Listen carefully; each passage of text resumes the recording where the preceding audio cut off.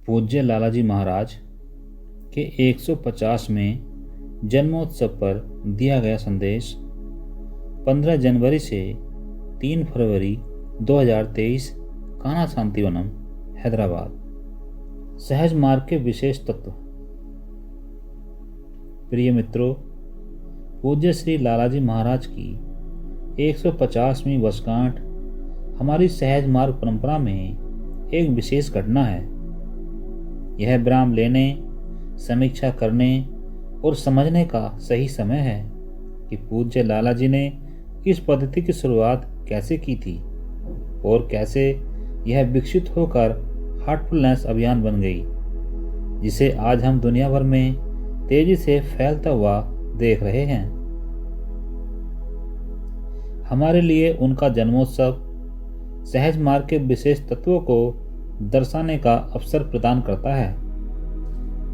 इनमें से कई तत्वों को पूज्य श्री लालाजी ने शामिल किया और कुछ को उन्होंने पूज्य श्री बाबूजी के साथ मिलकर किया।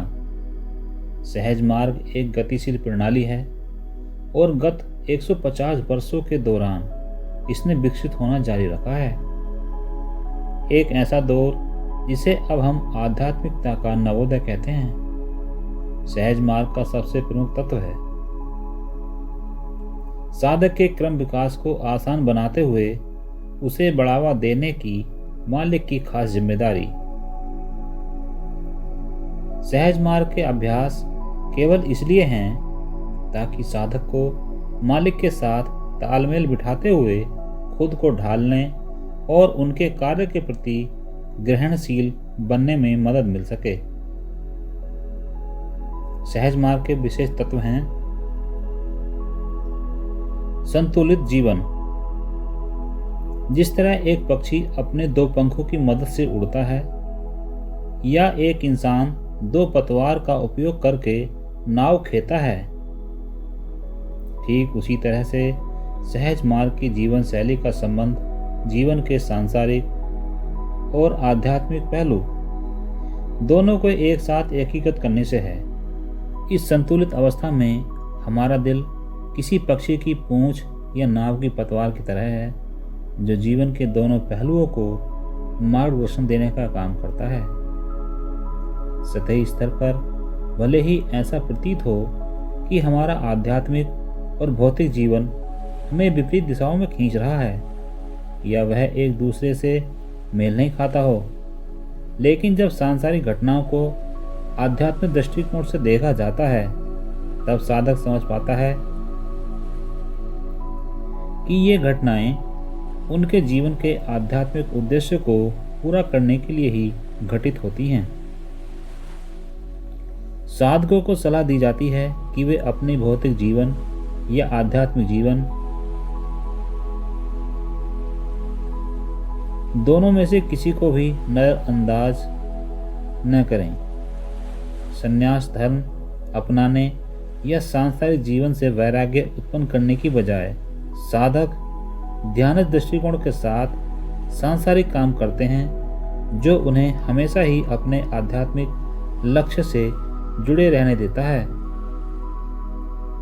इसे मुमकिन बनाने के लिए सहज मार्ग अपने आध्यात्मिक अभ्यासों के माध्यम से न सिर्फ यह बताता है कि आंतरिक विकास कैसे करना है, बल्कि 10 नियमों के माध्यम से यह भी सिखाता है कि अपने व्यवहार को परिष्कृत कैसे करना है।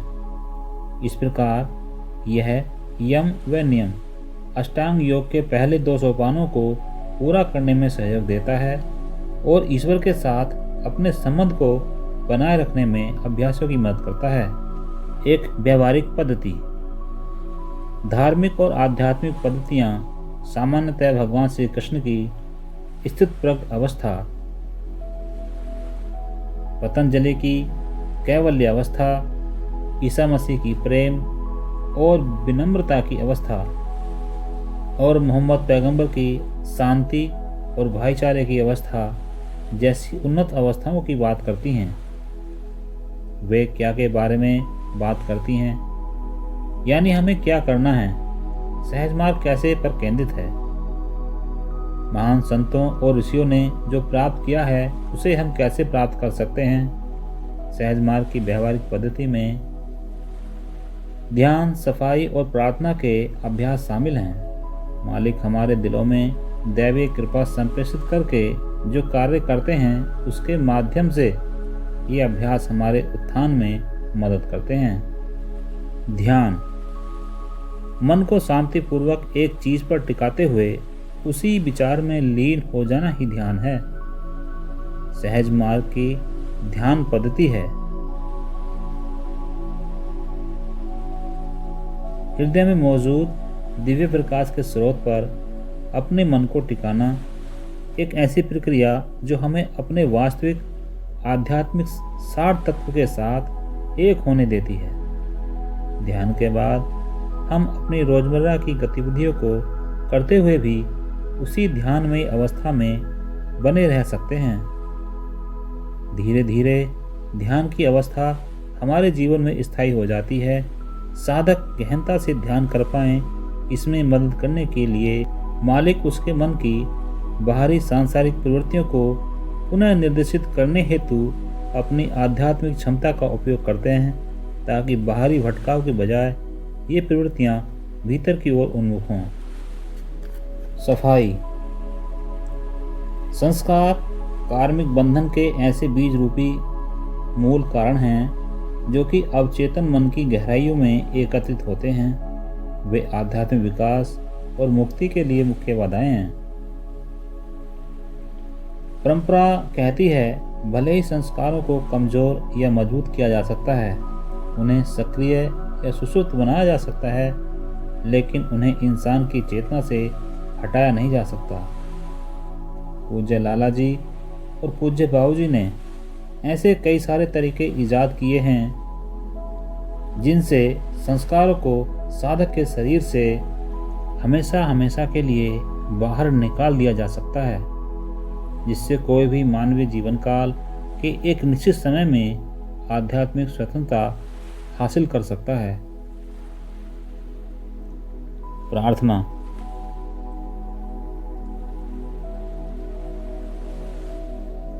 सहज मार्ग की प्रार्थना अनूठी है। हम अपने सामूहिक आध्यात्मिक विकास पर केंद्रित रहते हुए मानवीय जीवन के लक्ष्य तक पहुंचने की खातिर सभी के लिए प्रार्थना करते हैं। इस प्रार्थना में ईश्वर से याचना करने या कुछ भी मांगने का भाव नहीं है, बल्कि इसमें 3 कथन शामिल हैं जो हमारी विकासशील यात्रा से संबंधित है। जैसे जैसे यह यात्रा आगे बढ़ती जाती है, उन कथनों का अर्थ विकसित होते हुए और भी गहन होता जाता है। दशकों तक की गई सहज मार्ग साधना से भी इस सरल प्रार्थना में पाई जाने वाली बारीकियों के मर्म की समझ पूरी नहीं होगी। इसके शब्दों की हमारी समझ यह दर्शाती है कि हम किस चरण पर पहुंच गए हैं। जैसे जैसे हमारी चेतना विस्तारित होती जाती है, वैसे वैसे इस प्रार्थना में छिपे अर्थ की गहनता बढ़ती जाती है। आध्यात्मिक यात्रा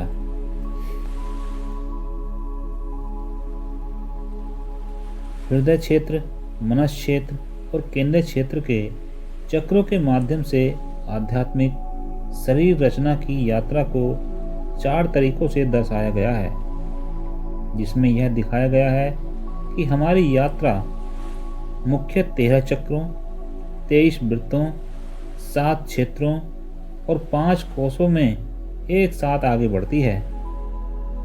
अभ्यासी द्वारा प्रत्यक्ष रूप से इन सब का अनुभव किया जा सकता है। यह आध्यात्मिक यात्रा साधक की व्यक्तिगत प्रलय को या मूल स्रोत अथवा केंद्र में पूर्ण विलय को और अंततः साधक के मौलिक अस्तित्वगत तत्व यानी परम तत्व के साथ ऐक्य को दर्शाती है। जैसे जैसे हम एक चक्र से दूसरे चक्र की ओर आगे बढ़ते जाते हैं, मालिक इस यात्रा को सक्रिय बनाते हुए इसमें सहयोग देते हैं। वे न सिर्फ हर एक चक्र को शुद्ध करके उसे जागरूक करते हैं, बल्कि वे हमें एक चक्र और अगले चक्र के बीच की जगहों के पार ले जाते हैं। बीच की इन जगहों को वर्जक कहा जाता है। किन्हीं दो चक्रों के बीच की जगह को पार करते हुए हम कुछ प्रकार के भोग या अनुभव से गुजरते हैं। इस चरण पर आगे बढ़ना जारी रखने के लिए केवल आत्म प्रयास काफ़ी नहीं होता, क्योंकि हम उस जगह की जटिलताओं और अनुभवों में फंस जाते हैं और फिर अनंत काल तक अनिश्चय की अवस्था में बने रह सकते हैं। लेकिन मालिक को हमें सभी चक्रों के परे ले जाने में समय नहीं लगता। यदि हम पवित्र और ग्रहणशील रहें तो 1 सेकंड भी काफी होता है। दयाल और काल शक्ति का मिलन। अतीत में यौगिक आध्यात्मिक प्रशिक्षण या तो दयाल शक्ति के तरीके से या फिर काल शक्ति के तरीके से दिया जाता था, लेकिन लाला जी और बाबूजी ने एक साथ मिलकर सहज मार्ग के अभ्यास को विकसित किया, जो दोनों शक्तियों को एकीकृत करता है। सहज मार्ग में आध्यात्मिक यात्रा दयाल शक्ति के तरीके का पालन करती है, जिसमें हृदय क्षेत्र से यात्रा शुरू होती है और वह हृदय क्षेत्र, मनस क्षेत्र और केंद्र क्षेत्र के चक्रों से होते हुए आगे बढ़ती है। सफाई की दैनिक प्रक्रिया, जिसमें हम पीठ के मार्ग से अशुद्धियों और जटिलताओं को बाहर निकालते हैं। हालांकि उसी में रीढ़ की हड्डी पर के बिंदु भी आते हैं, जिनके ऊपर काल शक्ति के तरीके के तहत काम होता है। लाला जी और बाबूजी की मौलिक शोध से दयाल और काल शक्ति के तरीकों का मेल तैयार हुआ है। उदाहरण के लिए बाबूजी लिखते हैं, मेरे पास एक आदमी आया और उसने अपने जुनून के बारे में शिकायत की। उसके बाद मैंने उसके भीतर कुछ केंद्रों की खोज शुरू की, जिस पर इच्छा शक्ति का उपयोग किया जा सकता था ताकि उसके सारे जुनून सामान्य हो जाएं। मुझे एक केंद्र के बारे में पता चला और अपनी इच्छा शक्ति से मैंने उसे स्पर्श किया। अगली बार जब वह आदमी आया तब उसने कहा कि मेरे सारे जुनून सामान्य हो गए थे। फिर मालिक ने कहा, यह काल शक्ति का तरीका है। इनमें से कुछ तत्वों के बारे में अधिक विस्तार से समझना मददगार होगा। यहाँ सभी पर बात नहीं की जा सकती, इसलिए हम बाद में दूसरे तत्वों पर कभी और चर्चा करेंगे। यौगिक प्राणाहुति। हम अक्सर प्राणाहुति को सहज मार्ग की विशेषता कहते हैं। प्राणाहुति मालिक के कार्य का और अभ्यासी की उन्नति का मुख्य साधन है। 7 मार्च 1946 को ऋषि याज्ञवल्क्य ने बाबूजी के साथ अंतर संचार किया था। उन्होंने बताया कि एक महान ऋषि जो राजा दशरथ से 72 पीढ़ी पहले हुए थे, उन्होंने सबसे पहले प्राणाहुति को खोज निकाला था। उन्हीं ऋषि को पहला राजयोगी माना जाता है। युगों युगों से गुरुदेवों और ऋषियों से विभिन्न स्तरों की प्राणाहुति आती रही है, लेकिन भगवान श्री कृष्ण ने बाबूजी को बताया कि इस विज्ञान का सच्चा ज्ञान बहुत ही दुर्लभ था। बाबूजी ने समझाया कि अधिकांश गुरुओं और संतों में ईश्वर की कृपा को साधक में सचेतन रूप से संप्रेषण करने की क्षमता नहीं होती है। सहज मार्ग में जीवंत मालिक एक सचेतन संप्रेषक हैं, जो हर प्रशिक्षक को भी सचेतन संप्रेषक बनने में सक्षम बनाते हैं और अनुमति देते हैं। प्रशिक्षण की यह प्रणाली मालिक की ओर से काम करने वाले प्रशिक्षकों पर आधारित है। 19वीं सदी के अंत में जब लाला जी महज एक बालक ही थे, तब उन्होंने केंद्र से दैवीय कृपा को संप्रेषित करने की क्षमता को वापस खोज निकाला था। बाबूजी इन शब्दों में लाला जी का वर्णन करते हैं। इन विशिष्ट विभूति ने जो प्रकृति और परम सत्य का विलक्षण वरदान थे। उपनिषद काल की प्राण आहुति की कला प्राणस्य प्राण को फिर से मानवता तक पहुंचाया, जो ट्रुथ एटर्नल की प्रस्तावना में लिखा है। विस्मृति के गर्त में जा चुकी थी। लालाजी ने आध्यात्मिक प्रशिक्षण की एक नवीन पद्धति निकाली, जिसने साधक को लगभग उसके सभी दायित्वों से मुक्त कर दिया। उनके साथ ही प्राणाहुति योग प्रशिक्षण के एक नए युग का उदय हुआ, जिसके वे ही मालिक थे। एक नज़र में ही वे किसी मनुष्य को पूर्णता प्रदान कर सकते थे।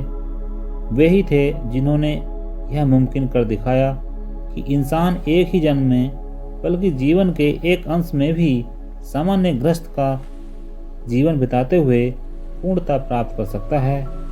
उन्होंने आध्यात्मिक प्रशिक्षण की पद्धति को बहुत सरल बना दिया और उसे समय की मांग के अनुसार सुव्यवस्थित कर दिया। योगिक प्राणाहुति की प्रणाली चेतना के स्तर में बदलाव ले आती है। अभी तक इसके नतीजे असाधारण रहे हैं। प्राणाहुति के शारीरिक और मनोवैज्ञानिक प्रभाव पर शोध के द्वारा इसका क्रमबद्ध तरीके से अध्ययन किया जा रहा है। निसंदेह जिसे हम नापने का प्रयास कर रहे हैं वह किसी माप यंत्रण या इंद्रियों के दायरे से परे है। ईश्वर की सूक्ष्मता को भला कोई कैसे नाप सकता है। बाबूजी की 28 अक्टूबर 1944 को लिखी डायरी में हम लालाजी के बारे में पढ़ते हैं कि बाबूजी व लालाजी दोनों ने ही केंद्र से आने वाली इस विशुद्ध प्राणाहुति के साथ जन्म लिया था, जिसमें माया का लेस मात्र भी स्पर्श नहीं था। कृपा का स्रोत। साधकों ने कृपा के स्रोत के बारे में पूछा है। बाबूजी के कुछ जवाब यहाँ दिए गए हैं। अब मुझे बताएं, आप जिस हवा में सांस ले रहे हैं वह कहाँ मौजूद है। मुझे नहीं लगता कि आप इसका जवाब दे सकते हैं। आपके उठाए सवाल का जवाब तभी दिया जा सकेगा जब सहज मार्ग के संपूर्ण दर्शन का वर्णन किया जाएगा। कृपा के बारे में आपके द्वारा पूछे गए सवाल का जवाब देना मुश्किल है। भंडार शब्द, जिसका मतलब स्टोर हाउस है, यह अपने आप में कितना बृहत है।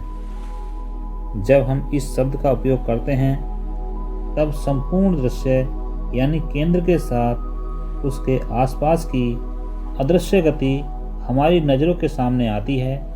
इसीलिए यह जान पाना मुश्किल होता है कि कृपा किस बिंदु से आती है। किसी ने भी एक बात पर इतना ज़्यादा ध्यान नहीं दिया कि एक व्रत में जितने केंद्र हैं उतने ही हर एक कण या अणु में मौजूद हैं। इसीलिए वही समान कृपा एक अणु से आ सकती है जो असल भंडार या स्रोत से आती है।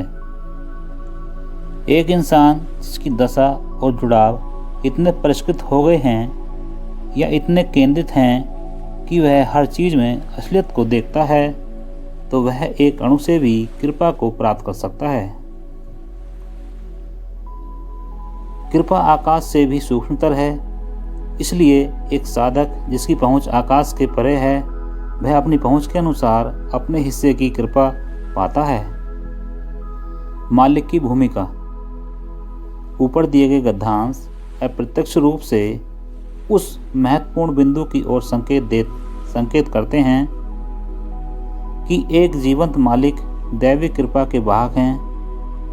15 अगस्त 1944 को बाबूजी के साथ हुए लालाजी के अंतरसंचार में हमारे क्रम विकास में एक जीवंत मालिक की भूमिका पर प्रकाश डाला गया है। सन 1931 में लालाजी की महासमाधि के बाद उनका सूक्ष्म शरीर उनके साथ चला गया। इसलिए वे अपने शिष्यों के सूक्ष्म शरीरों की देखभाल नहीं कर सकते थे। जो ही बाबूजी ने सन 1944 में लालाजी के प्रतिनिधि की भूमिका निभाना शुरू किया, तब से उन्होंने अभ्यासियों पर काम करना फिर से आरंभ किया। 13 वर्ष के अंतराल के परिणाम स्वरूप उनके सहयोगियों में वक्रता आ गई थी, यानी वे जीवन के अंतिम लक्ष्य से भटक चुके थे। ऐसा तभी होता है जब शिष्य का मार्गदर्शन करने के लिए कोई जीवंत मालिक मौजूद नहीं होते हैं। कुछ सालों बाद बाबूजी अपने पत्र व्यवहार में लिखते हैं कि यदि अभ्यासी पर्याप्त ग्रहणशील क्षमता विकसित कर ले तो मालिक के चले जाने के बाद भी उनके साथ संबंध को कायम रख सकता है। हम यहाँ देखते हैं कि आध्यात्मिक उन्नति के लिए दो चीज़ें महत्वपूर्ण हैं: साधक के लिए मालिक के द्वारा निश्चित की गई कृपा और पर्याप्त ग्रहणशील क्षमता विकसित करने वाला साधक। हृदय चक्र से आगे आने वाले चक्रों तक आध्यात्मिक यात्रा को आरंभ करने में मालिक की निगरानी अहम होती है। उनकी देखरेख तब और भी ज़्यादा महत्वपूर्ण होती है जब साधक एक क्षेत्र से दूसरे क्षेत्र में प्रवेश करता है। सहस्त्र दल कमल के परे जाना और उसके आगे सत्य पद की अवस्था की ओर जाना मालिक के सहयोग के बिना मुमकिन नहीं है, क्योंकि एक उन्नत भक्त प्रगति करने की इच्छा ही खो देता है। जब मालिक देखते हैं कि भक्त अब और आध्यात्मिक प्रगति के लिए बेचैन है, तब वे हस्तक्षेप करते हैं। और जैसे एक माँ कंगारू अपनी थैली में बच्चे को लेकर चलती है, ठीक वैसे ही मालिक हमें उठाकर चलते हैं। हम जितना आगे बढ़ते जाते हैं उतना ही ज़्यादा हम मालिक की सहायता पर निर्भर होते हैं। यह निर्भरता सतत स्मरण के माध्यम से विकसित होती है। एक ऐसी अवस्था जो ध्यान से उभरती है। स्मरण की इस अवस्था में ईश्वर की कृपा अबाधित रूप से प्रभावित होती है। मालिक का जीवन दूसरों की मदद करने के लिए ही है और वे प्रशिक्षकों को वाहिकाओं के रूप में अपनी ओर से काम करने के लिए तैयार करते हैं, जो संकल्प, प्राणाहुति और सफाई के साधनों का उपयोग करते हैं। सहज मार्ग हमारी चेतना के सामूहिक क्रम विकास के लिए है, जिसके परिणाम स्वरूप किसी भी पृष्ठभूमि या तबके के लोगों के बीच सामंजस्य और एकता आती है। व्यक्तिगत अभ्यास के साथ साथ सहज मार्ग केंद्र और उसके प्रशिक्षक हफ्ते में कम से कम 2 बार सामूहिक ध्यान, नियमित व्यक्तिगत ध्यान सत्र और इस भंडारे की तरह बड़ी सभाओं को निःशुल्क प्रदान करते हैं। सामूहिक ध्यान में भाग लेना साधकों के लिए दैवीय कृपा प्राप्त करने का सबसे सरल और लाभदायक तरीका है। प्रशिक्षकों को आध्यात्मिक क्षमता प्रदान करने और मालिक की ओर से काम करने की अनुमति को लाला जी ने ही खोज निकाला था। फिलहाल दुनिया भर में 15,000 प्रशिक्षक हैं जो लोगों को सहज मार्ग का प्रशिक्षण प्रदान कर रहे हैं। सहयोग। सहज मार्ग अभ्यास हमें पर्याप्त ग्रहणशील क्षमता विकसित करने में मदद करता है, जिसके बारे में बाबूजी बात करते हैं। साधक के रूप में हमारी भूमिका सरल और स्पष्ट है: मालिक और उनके काम में सहयोग करना। सहयोग की शुरुआत ध्यान, सफाई और प्रार्थना के 3 अभ्यासों से होती है। हमें न सिर्फ ये अभ्यास दिए गए हैं, बल्कि अधिक ग्रहणशील बनने के लिए जरूरी मनोभावों के बारे में कई संकेत भी मिलते हैं।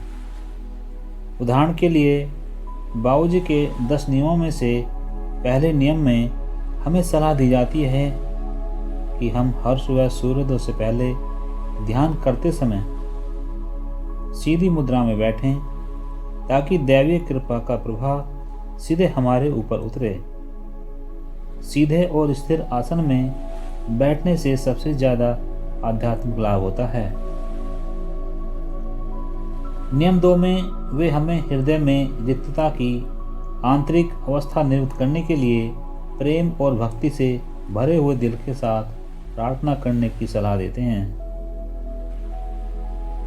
ऐसा करना स्वतः ही मालिक को हमारे दिल में दैवीय कृपा को सीधे प्रवाहित करने के लिए प्रवृत्त करता है। सतत अभ्यास जीवन भर प्रार्थना की एक निरंतर स्थिति की ओर ले जाता है। भक्ति की एक स्थायी कड़ी जो दैविक कृपा को प्रभावित करती रहती है, यह कृपा ही है जो हमारे भीतर सच्ची अभिलाषा उत्पन्न करती है। अभ्यास के माध्यम से और मालिक के सहयोग से आध्यात्मिक प्रगति का पूर्ण चक्र निर्मित होता है। अभ्यास में दैविक कृपा के प्रभाव को आकर्षित करने वाली आंतरिक दशाओं को निर्मित करने के लिए आत्म प्रयास की आवश्यकता होती है। फिर भी केवल आत्म प्रयास काफ़ी नहीं होता, क्योंकि यह दैविक कृपा है जो प्रगति के लिए वाकई ज़रूरी होती है, और हमारी अशुद्धियाँ और जटिलताएं आमतौर पर हमारे प्रयास से इसे आकर्षित करना नामुमकिन बना देती हैं। हमारी यात्रा के आरंभिक चरणों में दैवीय कृपा सिर्फ मालिक के माध्यम से प्राणाहुति के रूप में हमारे भीतर प्रवेश करती है। वे न सिर्फ कृपा के वाहक हैं, बल्कि बाबूजी के शब्दों में वे कृपा के असीम सागर हैं जिनमें हम सभी को लय होना है। बाबूजी आगे बताते हैं, वर्तमान परिस्थितियों में यह कैसे मुमकिन है, इस बात को निम्नलिखित उदाहरण से स्पष्ट किया जा सकता है। खुद को सी माने और मुझे बी। अब सी खुद को बी में लय कर देता है, जबकि बी तो पहले से ही ए में लय हो चुका है। तब क्या सी खुद को ए में लय नहीं करेगा, जो कि अंतिम लक्ष्य है? सी बराबर वी और बी बराबर ए, इसीलिए सी बराबर ए।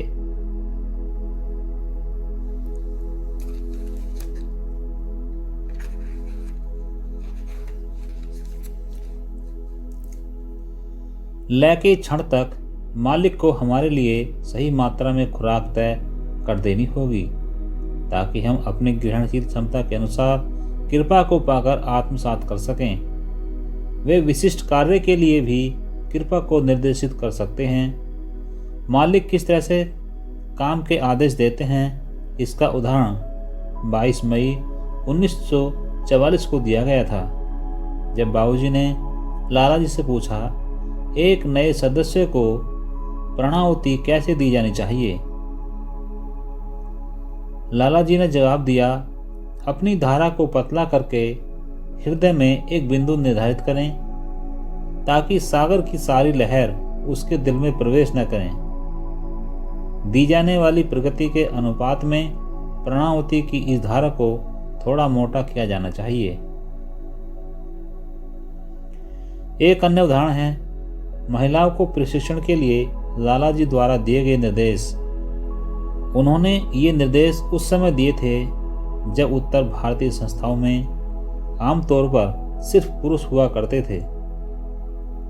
वे महिलाओं को प्राणाहुति संप्रेषित करने के तरीके का वर्णन करते हैं, जिसमें प्रवाह के सौम्य और कोमल होने की बात भी शामिल है। जब एक साधक सीधे तौर पर कृपा को आकर्षित करने की क्षमता विकसित कर लेता है, तो मालिक का काम लगभग पूरा हो जाता है। हालांकि सुरक्षा के रूप में वे उस पर चौकस नजर रखते हैं। कभी कभार साधकों को स्वतः ही कृपा प्राप्त हो जाती है। ऐसा आमतौर पर तब होता है जब साधक द्वारा दिए गए विचार के झटके के प्रभाव से मालिक प्रेरित होते हैं। यह झटका मालिक के प्रति साधक के प्रेम और भक्ति के कारण होता है। जब साधक मालिक में पूरी तरह से लय हो जाता है, तब मालिक द्वारा प्राप्त किया गया सब कुछ स्वतः ही साधक को उपलब्ध हो जाता है। आज दैवीय कृपा पूरी ताकत से प्रभावित हो रही है। यह एक दुर्लभ अवसर है जो हजारों सालों में भी शायद वापस नहीं आएगा। हर कोई अपनी ग्रहणशील क्षमता के अनुपात में इसका अंश पाता है, और उस ग्रहणशील क्षमता को विकसित करना हम पर निर्भर करता है। अभ्यास ही इसका तरीका है। गतिशीलता और प्रबलता। सहज मार्ग एक गतिशील मार्ग है। कई लोग इस मार्ग पर व्यक्तिगत मान्यताओं के साथ आते हैं। एक निश्चित मानसिकता जिसे धर्म या विज्ञान पर भी लागू किया जा सकता है। अभ्यास के माध्यम से हम आध्यात्मिकता में आगे बढ़ते हैं। जो प्रत्यक्ष अनुभव को प्राथमिकता देती है, उसके बाद ही हम आध्यात्मिकता के परे जाकर अज्ञेय तक पहुंच सकते हैं। इस यात्रा को सहज मार्ग प्रतीक चिन्ह में दर्शाया गया है।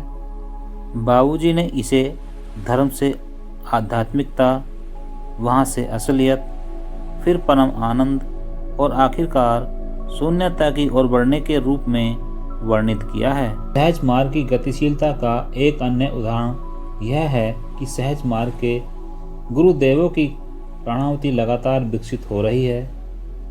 उदाहरण के लिए 25 अक्टूबर 1944 को लाला जी ने घोषणा की कि उनकी और भगवान श्री कृष्ण की प्राण आहुतियों को मिलाकर बाबूजी के माध्यम से एक नए प्रकार की प्राणाहुति प्रवाहित होना शुरू हो गई है।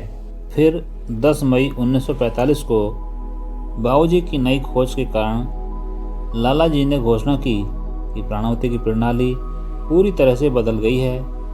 इस नई तकनीक को उन्होंने सार तत्व का नाम दिया। तब से समय की जरूरत के अनुसार प्राणाहुति की प्रबलता ने बदलते रहना जारी रखा है। मुझे याद है अक्टूबर 2015 में जब मैं युवा सम्मेलन के लिए सतखोल आश्रम में आया था, तब मैंने पहले ही सत्संग में पाया कि प्राणाहुति की प्रबलता 10 गुना बढ़ गई थी। हर प्राण आहुति अनमोल होती है और हमें इसे पूरी तरह से आत्मसात करना सीखना होगा। इसी कारण से ध्यान के बाद हम AEIOU का अभ्यास करते हैं। ए यानी हमें संप्रेषित की गई दशा को हासिल करना, ई यानी उस दशा को विस्तारित करना, आई यानी उसे आत्मसात करना, ओ यानी उसके साथ एक हो जाना, और यू यानी आखिरकार उसके साथ पूरी तरह विलय हो जाना। हमारे आश्रमों में से हर एक आश्रम दैवीय कृपा प्रसारित करते हैं, क्योंकि वहाँ हर एक कण पूरी तरह से चार्ज होता है, जिससे कि उसमें प्रवेश करने वाला हर इंसान लाभान्वित हो। हमारे सभी गुरुदेव बड़े उदार हैं। वे चाहते हैं कि दैवीय कृपा में पूरी दुनिया की साझेदारी हो। विकिरण, प्राणाहुति और दैवीय कृपा के अतिरिक्त साधक उन्हें मिलने वाली विकिरण से भी लाभान्वित होते हैं, जो उन्हें मालिक के सानिध्य में प्राप्त होती है।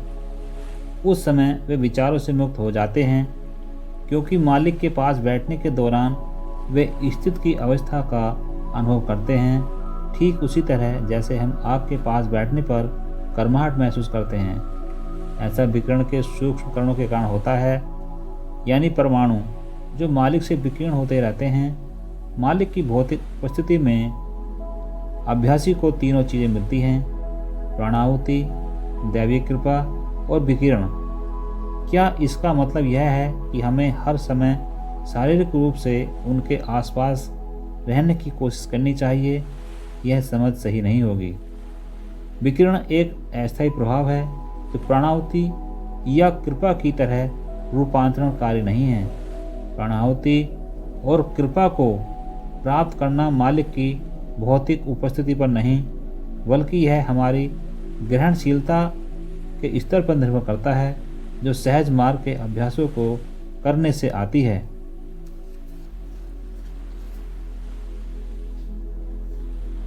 दीक्षा। सहज मार्ग में दीक्षा के विभिन्न स्तर हैं। साधना पद्धति से परिचय करवाना अभ्यासी की यात्रा में पहला चरण है। इस चरण में उसके हृदय की अच्छी तरह से सफाई की जाती है, ताकि अभ्यासी अपने दिल में दिव्य प्रकाश की अनुभूति कर पाए और मालिक के हृदय व अभ्यासी के हृदय के बीच संबंध स्थापित हो जाए। एक अन्य स्तर की दीक्षा बाद के चरण में होती है, जब अभ्यासी में समर्पण और पूर्ण श्रद्धा की अवस्था विकसित हो जाती है। इससे भी उच्चतर स्तर की दीक्षा मुमकिन है, जो सीधे ईश्वर के साथ होती है, जैसा कि पूज्य बाबूजी के साथ हुआ था। सृष्टि के आरंभ से अब तक पहला उदाहरण उन्हीं का है। शुद्धता और सरलता। आध्यात्मिक पथ की सरलता का सहज मार्ग एक उदाहरण है। क्योंकि ईश्वर सरल है, इसीलिए उसे पाने का मार्ग भी सरल ही होना चाहिए। सहज मार्ग में हम हर चरण पर अशुद्धियाँ और जटिलताएं हटाते जाते हैं, जिसके परिणाम स्वरूप अंत में पूर्ण शुद्धता और सरलता आती है। सहज मार्ग किसी भी रूढ़िवादिता पर निर्भर नहीं है, क्योंकि यह विशुद्ध अनुभव पर आधारित है। सहज मार्ग अभ्यास के द्वारा दी गई संभावनाएं हमें अभ्यास शुरू करने के लिए प्रेरित कर सकती हैं। हमारी यात्रा के दौरान बाहरी ज्ञान मददगार हो सकता है, लेकिन असली ज्ञान वह है जो भीतर से आता है। यह आध्यात्मिक अनुभव के परिणाम स्वरूप आता है।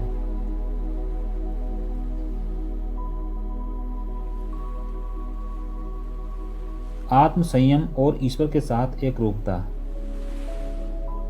मालिक का लक्ष्य मालिक बनाना है, न कि शिष्य, क्योंकि उनमें हर एक अभ्यासी के दिल में दैविक कृपा के प्रभाव को पहुंचाने की क्षमता होती है। इसीलिए जैसा कि परंपरा का मानना है, अनगिनत जन्म लेने की बजाय सहज मार्ग पद्धति एक ही जीवन काल में परम लक्ष्य को प्राप्त करने की ओर ले जाती है। इसके अलावा हमारा आध्यात्मिक लक्ष्य समाधि नहीं है, जैसा कि लोग अक्सर समझते हैं। वास्तव में अक्सर प्राणाहुति के पहले प्रभाव में ही कुछ समाधि की मात्रा का अनुभव हो जाता है। सहज मार्ग एक लक्ष्य ईश्वर के साथ पूर्ण ऐक्य है। आध्यात्मिक सत्व। यह यात्रा हमारे भौतिक अस्तित्व के परे जाती है, जैसा कि बाबूजी ने अपनी किताब सत्य का उदय में बताया है। एक माँ और एक सच्चे गुरु के कार्य में काफ़ी समानता होती है। माँ एक निश्चित अवधि तक बच्चे को अपने गर्भ में रखती है। गुरु भी एक निश्चित समय तक आध्यात्मिक बच्चे को अपने मानसिक क्षेत्र में रखता है। इस अवधि में अभ्यासी गर्भस्थ शिशु की भांति गुरु के आध्यात्मिक विचारों की तरंग से शक्ति व पोषण पाता है। समय पूरा होने पर वह दिव्यलोक में जन्म लेता है। वहाँ से उसका आध्यात्मिक जीवन प्रारंभ होता है। यदि अभ्यासी अपना सब कुछ गुरु को समर्पित करके उसके मानसिक क्षेत्र में प्रवेश करता है, तो उसे दिव्यलोक में जन्म लेने में केवल 7 माह लगते हैं। परंतु आमतौर पर इस प्रक्रिया में बहुत अधिक समय लग जाता है, क्योंकि अभ्यासी गुरु के मानसिक क्षेत्र में रहते हुए भी अपने विचार और भावनाओं की चेतना बनाए रखता है। इस प्रकार हम पाते हैं कि गुरु की स्थिति बहुत कुछ माँ जैसी ही होती है। गुरु के प्रति माँ का भाव हम में प्रेम, श्रद्धा और समर्पण की भावना बढ़ाता है, जो आध्यात्मिक जीवन के मुख्य अंग हैं। जिस समय हम पृथ्वी पर दैहिक रूप में मौजूद होते हैं, तो वह सत्व जिसका जन्म दिव्य लोक में होता है, यानी मुक्त आत्माओं का क्षेत्र, उसे आध्यात्मिक सत्व या SE कहते हैं। यदि मृत्यु के समय से हमें मुक्ति मिल जाती है, तब हमारी आत्मा दिव्य लोक में मौजूद हमारे आध्यात्मिक सत्व में विलय हो जाती है। यह पृथ्वी पर हमारी आध्यात्मिक यात्रा की परिणति है, लेकिन अन्य लोकों में नई यात्राओं की शुरुआत है।